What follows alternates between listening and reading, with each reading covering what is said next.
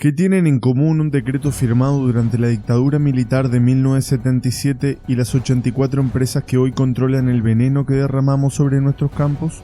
¿Qué oscura línea conecta el glifosato de Bayer Monsanto, que vende masivamente en Uruguay, con los mismos productos que Europa prohíbe o restringe severamente? La respuesta, estimados compatriotas, es tan simple como devastadora. Somos una vez más el laboratorio químico del mundo desarrollado, el patio trasero donde se experimenta con lo que ya no se tolera en los países civilizados. 607 toneladas de glifosato. Lea bien esa cifra, 607 toneladas. Eso es lo que Uruguay Oriental, ese país que se jacta de ser la Suiza de América, derrama anualmente sobre sus campos. Mientras tanto, Francia, sí, Francia, esa que algunos de nuestros tecnócratas miran con nostalgia colonial, debate seriamente la prohibición total de glifosato y la Unión Europea lo somete a restricciones cada vez más severas. ¿Casualidad? No, queridos orientales, pura estrategia. El monopolio de las 84, la oligarquía del veneno. En esta esquina del ring tenemos 84 empresas, 84, desde la omnipresente Bayer Sociedad Anónima, heredera del imperio químico nazi que nos legó tanto el glifosato como el Ciclón B, hasta pequeñas firmas locales que operan como distribuidoras de las grandes corporaciones transnacionales. Y en la otra esquina,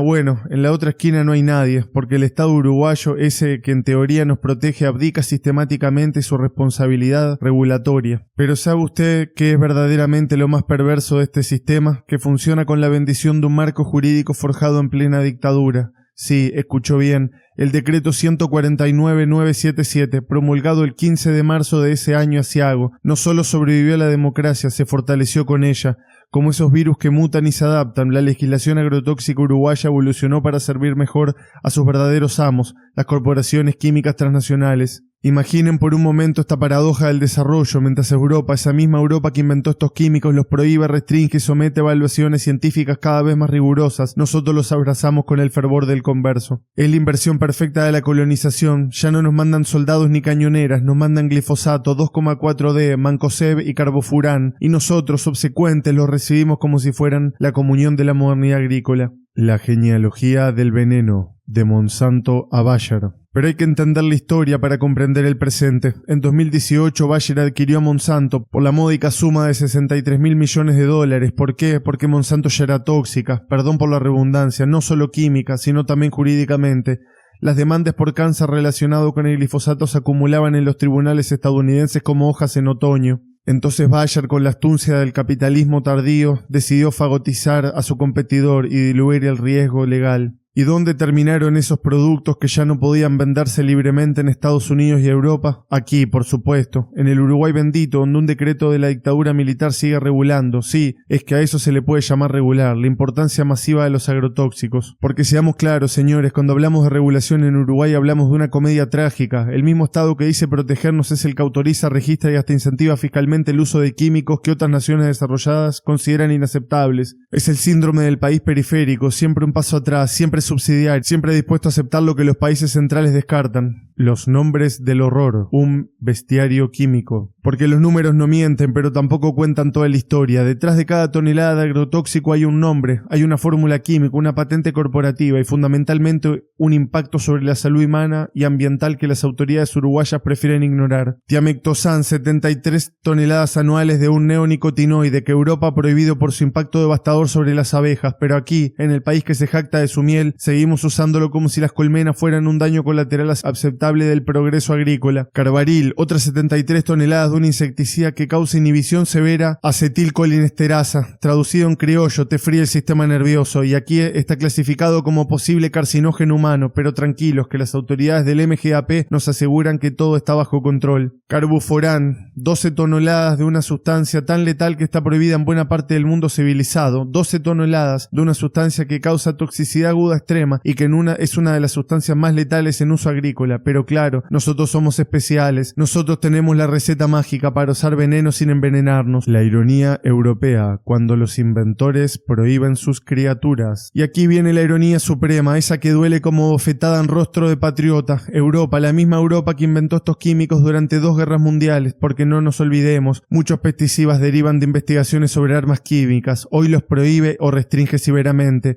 La Unión Europea somete cada pesticida a evaluaciones científicas rigurosas, establece límites de residuos estrictos, protege las zonas de captación de agua, impone distintas mínimas a centros poblados y cuando la evidencia científica sugiere peligros, actúa, prohíbe, restringe, protege a los ciudadanos. Y nosotros seguimos aplicando el marco regulatorio del año 1977 con parches y remiendas que no alcanzan para ocultar la obsolencia fundamental del sistema. Mientras Francia debate la prohibición de glifosato y Alemania ya fijó fecha para su eliminación, Uruguay importa toneladas y toneladas de las sustancias que la propia Agencia Internacional de Investigación sobre el Cáncer clasificó como probable carcinógeno. El círculo vicioso de la dependencia. Pero hay algo aún más perverso en todo este sistema. La dependencia química genera más dependencia química. Es el círculo vicioso perfecto, diseñado consciente o inconscientemente para perpetuar la subordinación tecnológica y económica. Porque los agrotóxicos no solo matan plagas, también matan la biodiversidad que controla naturalmente estas plagas, destruyen los microorganismos del suelo que mantienen su fertilidad natural, crean malezas resistentes que requieren herbicidas más potentes. Es la estrategia perfecta del capitalismo químico, crear un problema y vender la solución, que a su vez crea un problema mayor que requiere una solución más costosa. Y mientras tanto los verdaderos beneficiarios, Bayer, Syngenta, BASF y que otras corporaciones del oligopolio agroquímico mundial cuentan sus ganancias desde las casas matrices en Alemania, Suiza y Estados Unidos. Ellos inventan, patentan y controlan, nosotros compramos, aplicamos y sufrimos las consecuencias. Las 84 empresas distribuidores de un sistema global. Porque no nos confundamos, señores, esas 84 empresas que operan en Uruguay no son en su mayoría más que distribuidores locales de un oligopolio global, desde Bayer Sociedad Anónima, la filial local del gigante alemán, hasta pequeñas firmas como Fenasol Sociedad Anónima o Kima SAS, todas estas insertas en una cadena de valor que las trasciende y las subordina. El verdadero poder no está en Montevideo, ni siquiera en Buenos Aires o en San Pablo, está en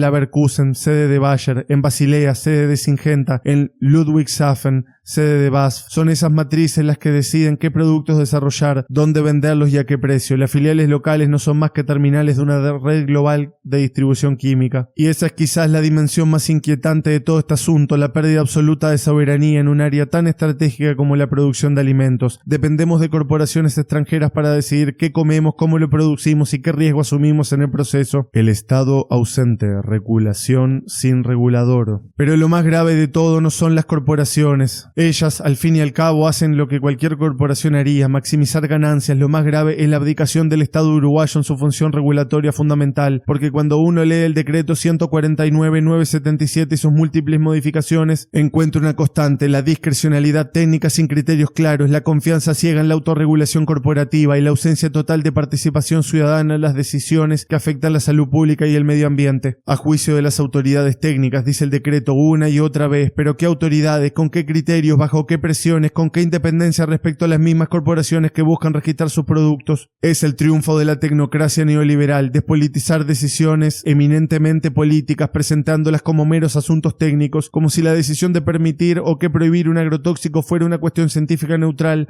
o no una decisión política que involucra valores, prioridades y modelos de desarrollo. La profecía del laboratorio continental. Y aquí llegamos al meollo del asunto, a esa verdadera incómoda que nadie quiere renombrar. Uruguay, como buena parte de América Latina, se ha convertido en el laboratorio químico de las corporaciones agroquímicas globales. Somos el lugar donde se prueban, se usan y se descartan los productos que Europa ya no tolera. En la nueva División Internacional del Trabajo, ellos investigan, desarrollan y patentan en sus países de origen, donde tienen regulaciones estrictas que protegen a sus ciudadanos. Nosotros compramos, aplicamos y asumimos los riesgos sanitarios y ambientales en nombre del desarrollo agrícola. Porque esa es la gran falacia del modelo, señores, que este uso masivo e indiscriminado de agrotóxicos es sinónimo de la modernidad, eficiencia y progreso, cuando la verdad es que países como Francia, Dinamarca o Austria están desarrollando modelos agrícolas que reducen drásticamente el uso de químicos sin perder productividad. Es decir, la alternativa existe, funciona y es económicamente viable, pero requiere inversión en investigación, educación y políticas públicas, requiere un Estado presente, no ausente. El futuro que se avecina entre la dependencia y la soberanía. Porque esto, estimados orientales, no va a cambiar solo. Las corporaciones químicas no van a renunciar voluntariamente al mercado uruguayo. Las 84 empresas distribuidoras no van a autorregularse hacia la sostenibilidad. Y los funcionarios del MGAP no van a despertar mañana convertidos en defensores de la salud pública y el medio ambiente. En cambio, si viene, tendrá que venir de la presión social, de la demanda ciudadana, de la construcción de alternativas técnicas y económicas viables. Tendrá que venir de entender que la soberanía alimentaria es parte de la soberanía soberanía nacional y que no puede haber verdadera independencia mientras dependamos de químicos extranjeros para producir nuestros alimentos. Porque al final del día, señores, cuando se asienten las nubes de glifosato y se cuenten las abejas muertas, cuando se midan los residuos en el agua y se diagnostiquen los cánceres, la pregunta no va a quedar en el simple pero devastadora: ¿valía la pena convertir el campo uruguayo en una sucursal de laboratorios químicos europeos?